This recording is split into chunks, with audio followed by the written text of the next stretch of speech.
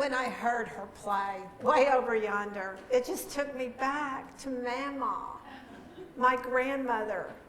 Way over yonder, or over yonder, that was one of her favorite expressions. A true Kentucky son. And so powerful, we get it. We get what that means. And the truth is, right here, right now, that's where we are. That's where we get to show up and activate all the beautiful attributes that we possess.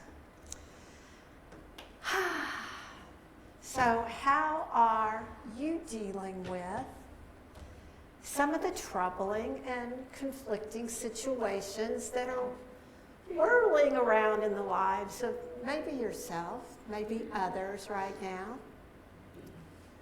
Each of us is different in terms of our tolerance for discomfort. Some of us can deal with a lot of conflict and challenge and tension, whereas others are much more on this side of the equation. Not so much. I don't like it. I wonder where you are in that process.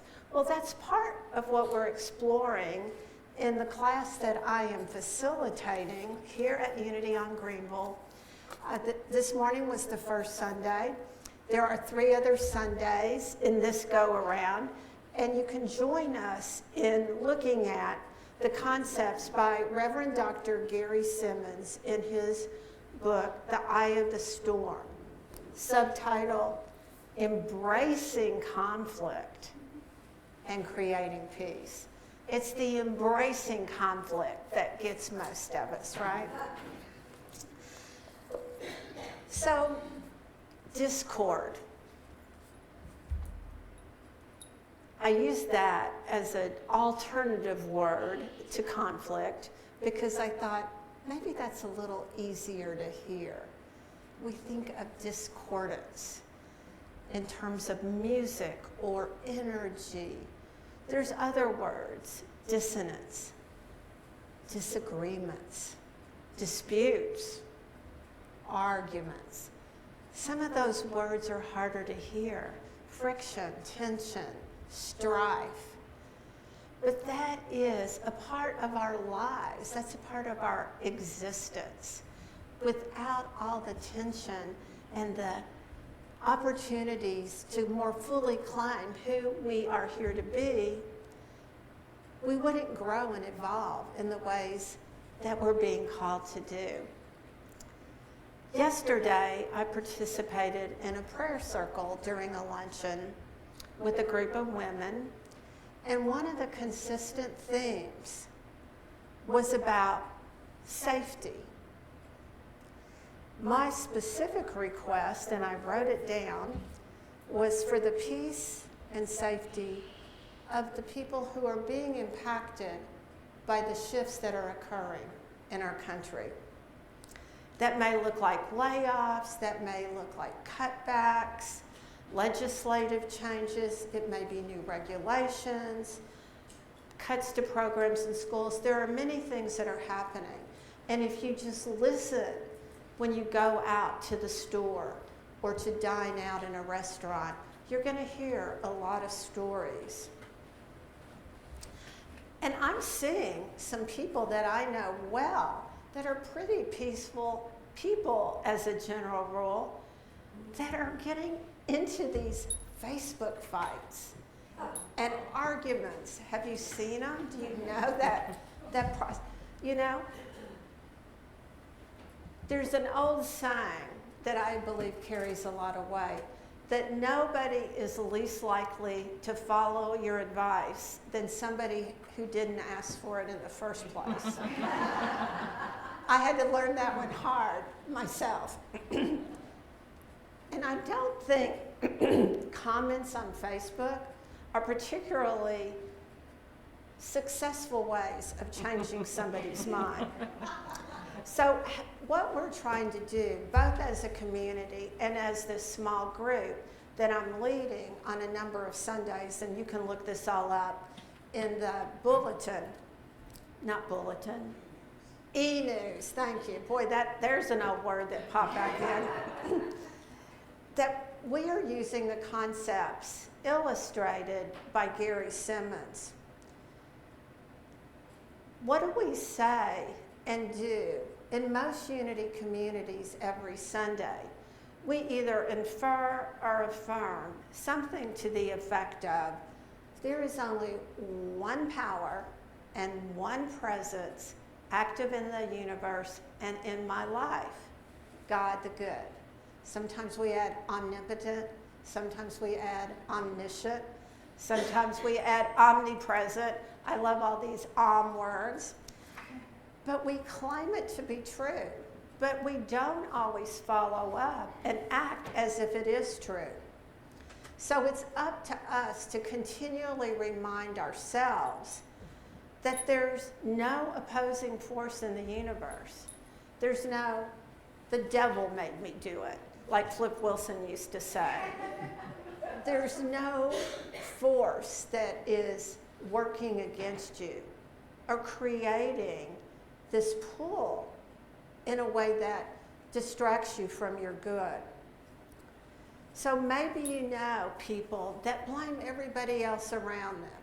Oh, it was my parents, it's my spouse, it's my boss, it's my children, it's my fellow congregants, it's those other people out there, it's the terrible drivers in Dallas that they ruin my day. Now, I'm not saying that everybody drives the way I wish they did, but it's not going to take away my joy.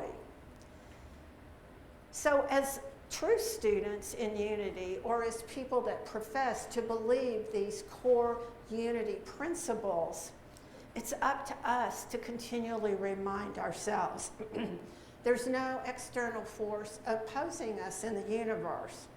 Therefore, when issues do arise, which they inevitably do, has anybody gotten to a point where you just don't have any conflict in your life or any tension in any regard? I haven't arrived yet. But as long as we remind us that there are opportunities, those are ways that we can express more fully our Christ nature. Those areas of discord, that tension, that friction, builds us in our strength and all the divine attributes that we have that enable us to continue to be empowered. I love that you all are snuggling in. That's great. If you have a snuggle person, just snuggle on in or just grab somebody's hand, because some of this is a little difficult to take in and address. So when I was working on my master's degree in counseling, there was a word, and it was like everybody's most feared concept. It was this: confrontation. Confrontation.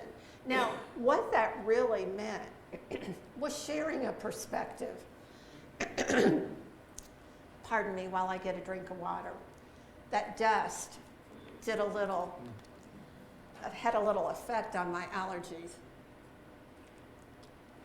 I took an allergy pill yesterday. I think it's about time it's wearing off. Nonetheless, so confrontation, it really meant this, that when we were in a relationship, and it was a counselor-client relationship that we were really talking about, that we pointed out inconsistencies to the person, fallacies, maybe irrational thoughts.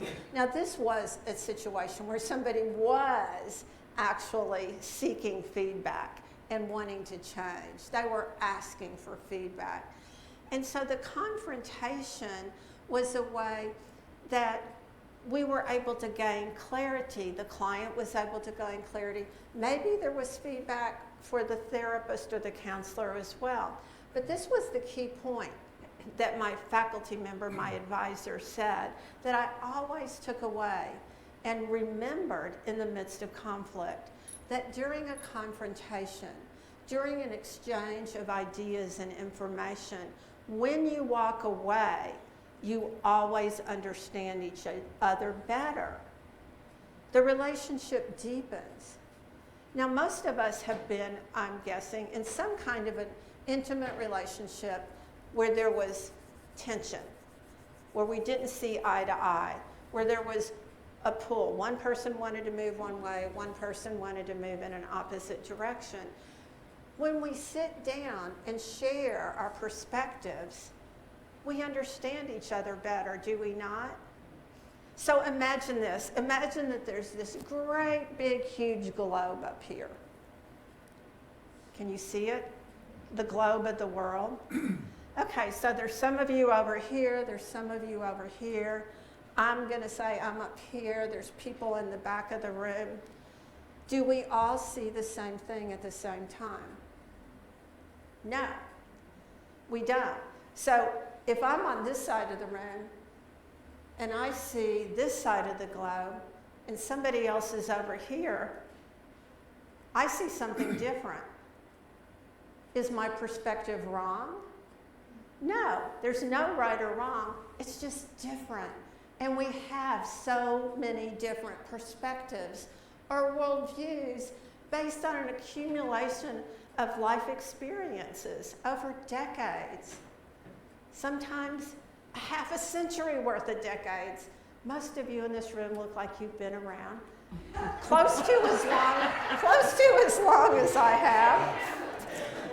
So when we have those perspectives, sometimes they feel like they're our core beliefs, right? And sometimes they are, but they can always shift. So as we get embroiled in disagreements, a helpful and useful perspective or a question might be, tell me more. How many people love to say, tell me more, when they're in a conversation or a conflict with somebody? Tell me more. Most of us resist saying, tell me more. We're more likely to say, but, and then restate our position. But inviting somebody else to tell you more gives you an opportunity to learn more about who they are and where they're coming from. We aren't right or wrong, we just hold different worldviews. And then from that point, we get to move forward. So there's been some storms here lately in the Metroplex. In my home state of Kentucky, there was hail that was this big. Our power is off currently at our Kentucky house. There are storms that come through our lives that affect us in different ways. The one thing we know for sure is that the storms are going to continue. We're not going to solve the problem that no storms ever occur, ever again. And we're not going to get to the point that we don't have tension and conflict and discord in our relationships. What we can do, what we will hopefully move toward, is a way of finding peace in all these circumstances. So, I don't think you all have received these yet, but before you leave today, you'll get 2 cards. Oh, look, Valerie. I say the word and Valerie appears. It's like magic. There's a card that's on cardstock, which I love. Some of you know this. And then there's an index card. This is one of the activities that we did in class this morning, or it was introduced, I should say, and that we're going to continue to process. On this card is who you have come here to be. And there's a couple of ways to go about this process. Thank you, Valerie. Gifts are abundantly flowing, are they not? On this card, and on this card, you have 2 different purposes. On this card, think of 2 or 3 people, let's say 3, or 4 if you prefer even numbers, that you most admire in the world.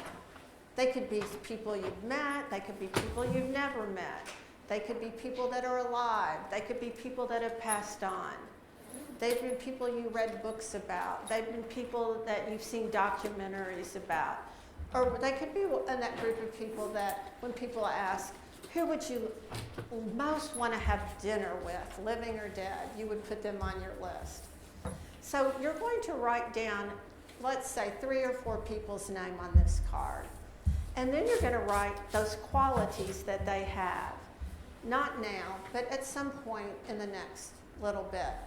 So when you write down those qualities, what might they be? That these people are compassionate. That's what's on my list.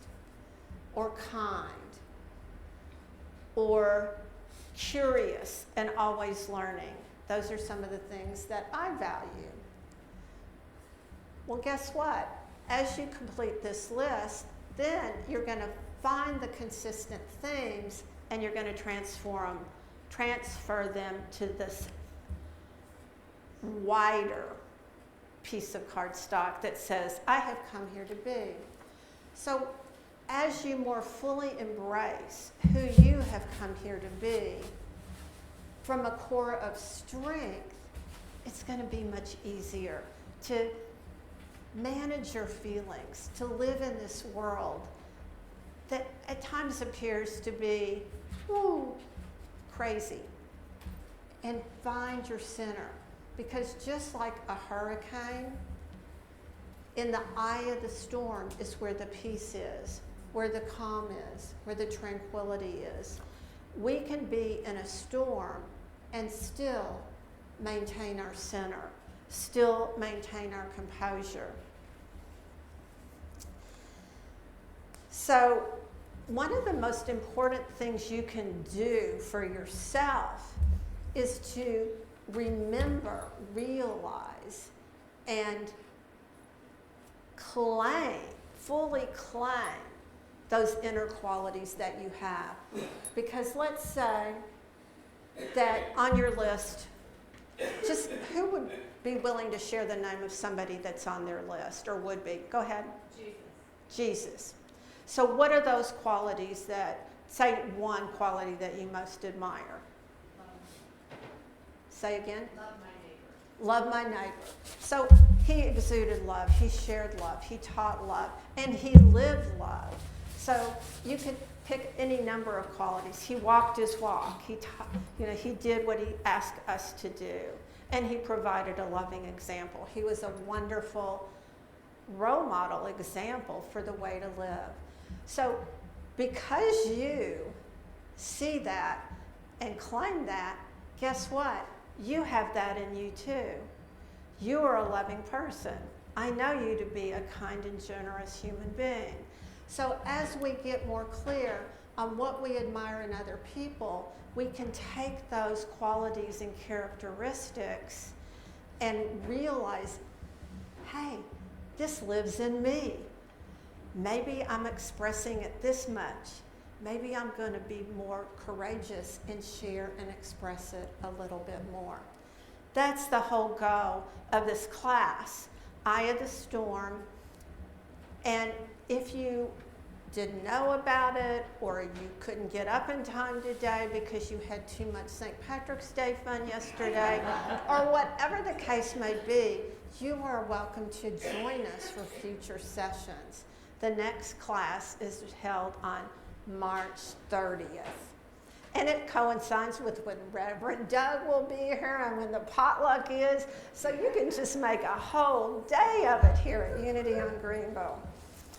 So when I came up with my card, my cue card, I put things like prayerful presence. I know many of you have that. You're a trained chaplain, and you are always willing to pray with people. You're resilient. Anybody in this room, hey, if we've gotten to this point, we have some resiliency, right? We have that inner fortitude and strength. And we're in the midst of a number of very courageous leaders, people that have stepped into roles, not only in their careers and their volunteer work, but in this community, people who have chosen to be difference makers. Now, there's a shadow side to all of this. And for some people, that's the least fun part to look at, but it's also valuable and important. Because what I needed to do as I started this process was be more clear on what sets me off, right?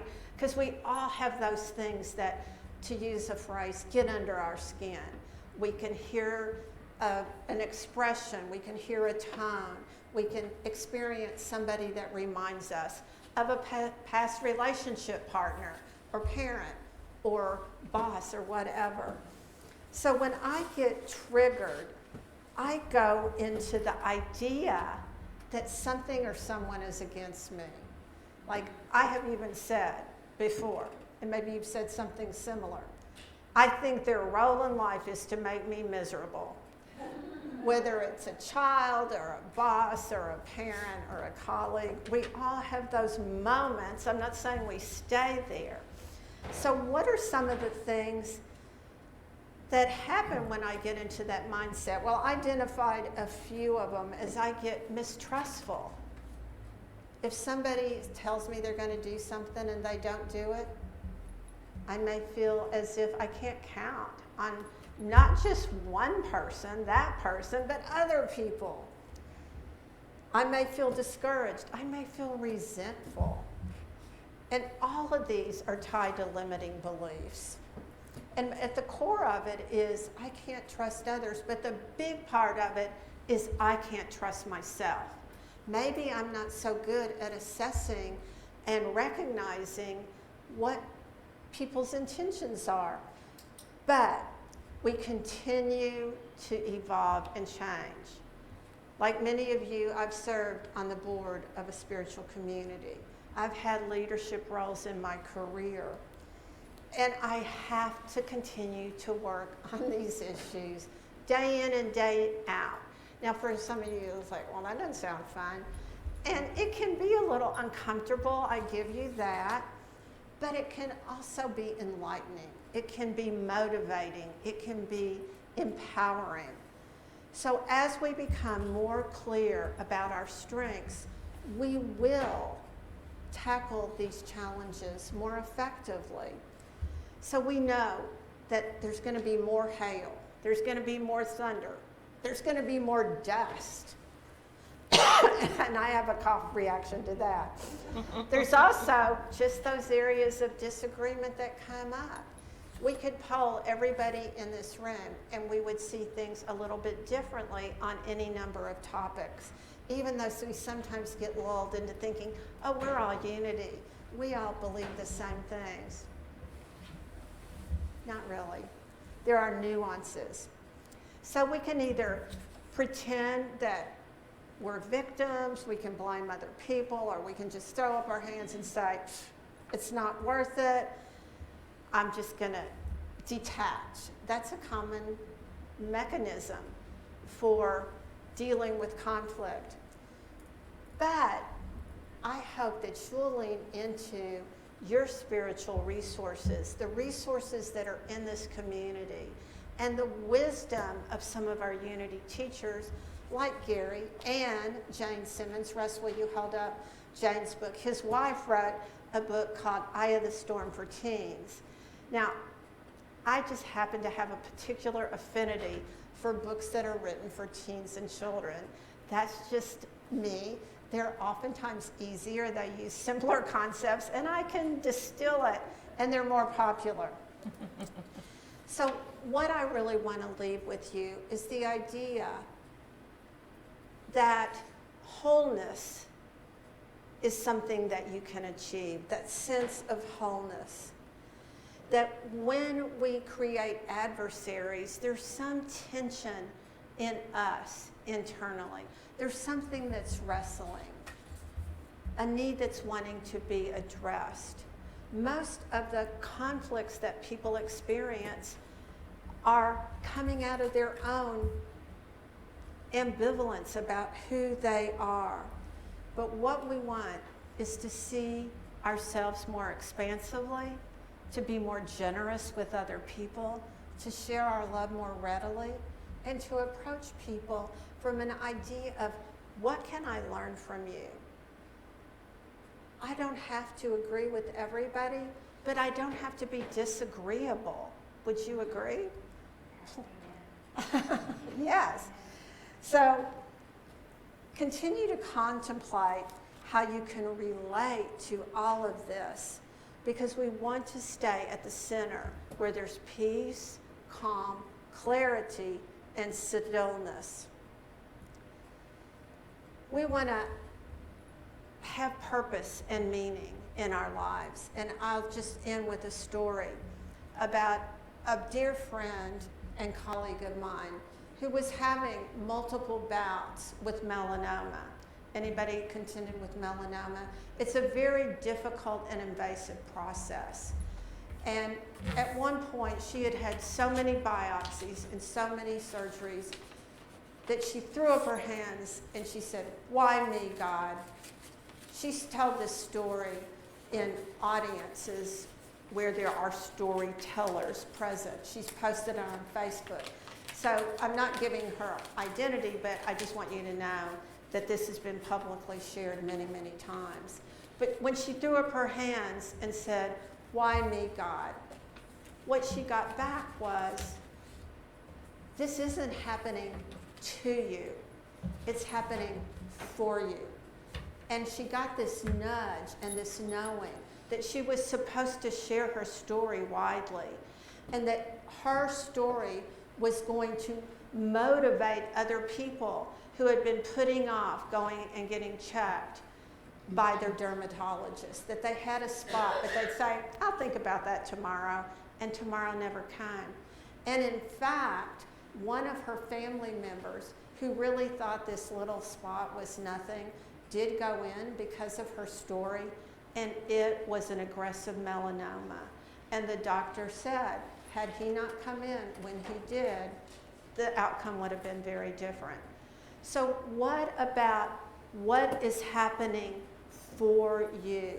How could you take whatever those winds of conflict are internally, or those life circumstances, and make them for you?